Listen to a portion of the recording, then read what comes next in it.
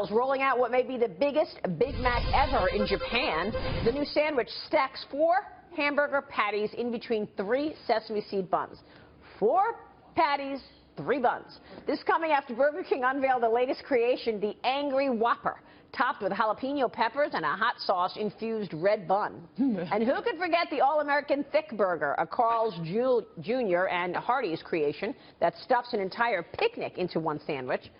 Does this really appeal to consumers? Joining us right now is former McDonald's USA CEO and Famous Dave CEO Ed Rensi. Ed, good to see you. Well, thanks for having me. Wow. Glad to be here. That is a lot of sandwich, man, these burgers. So we're getting bigger and bigger in terms of burgers. Is that what's resonating with the American people? Well, I think anytime you have new news about a menu, you're going to get people excited about coming in and trying things. And it's never about the single hamburger or multiple hamburgers. It's always about the total meal. It's about use occasion and how you fit that into your lifestyle. It's just a lot of fun. I don't think people should eat a whole bunch of those things, but it's a pretty good idea. Well, I mean, we got such a competitive market for burgers, right? I mean, Dagan, you got Shake Shack, In-N-Out Burger, all of these other smaller companies coming in to get the burger market share. What do you think's going on? Fat Burger, Whataburger, Umami Burger, just to name some of the chains. But Ed, is that are consumers demanding a better quality product out there?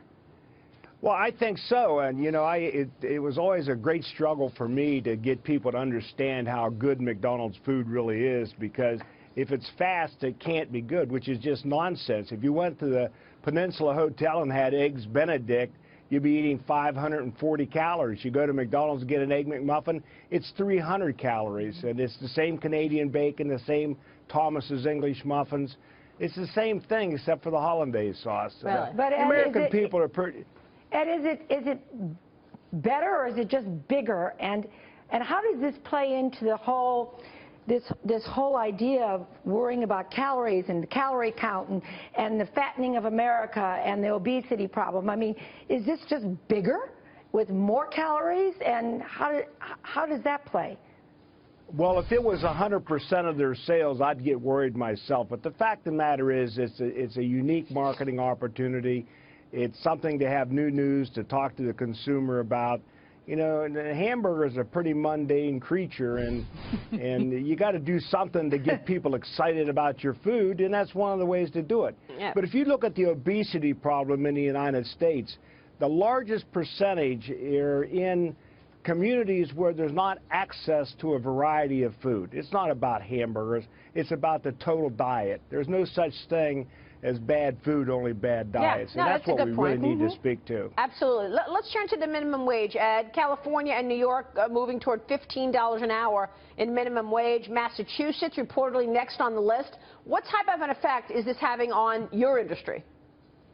Well, you know, it's inflationary, and you know, you talk about going from an average wage of $10 up to $15 for a new minimum. You're talking about a 50% increase in wages.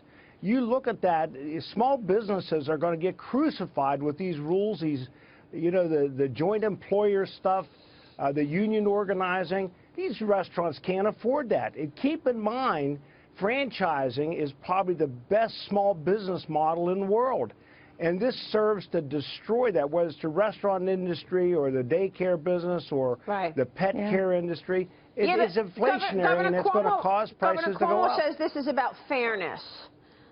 This is about people needing to live above poverty.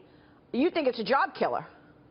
I know it's a job killer. If you go back and look at the average volume of a typical fast food restaurant 25 years ago and the number of employees they had, the head count is down 50% in these restaurants. They're going to substitute equipment and robots. You know, I went to the restaurant show last May, and it was a shock to me to see robots making pizza.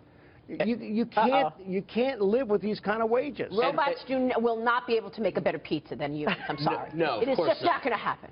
Ed, so we're starting to see. But you won't get food poisoning. Layoffs will happen, right? But we're talking about these franchisees, and they're hampered because they can't increase or pass the price on to consumers. Are we going to start to see some of these corporations? Are we going to see McDonald's allowing franchisees to increase the price of the goods? Well, first of all, no corporation has the right to tell a franchisees what their prices can be or should be. They can make a recommendation, but the franchisees are going to survive. They're going to do what they need to do to survive, and that means they're going to raise prices and cut costs, which means getting rid of people. Because the number one component after food costs is labor costs. Great. There's just no way around it. Right. All right. We will leave it there. There's the reality. Higher costs. Ed, good to see you. Thanks so much, sir. Come back soon. Look forward to seeing you again. Ed Rensi.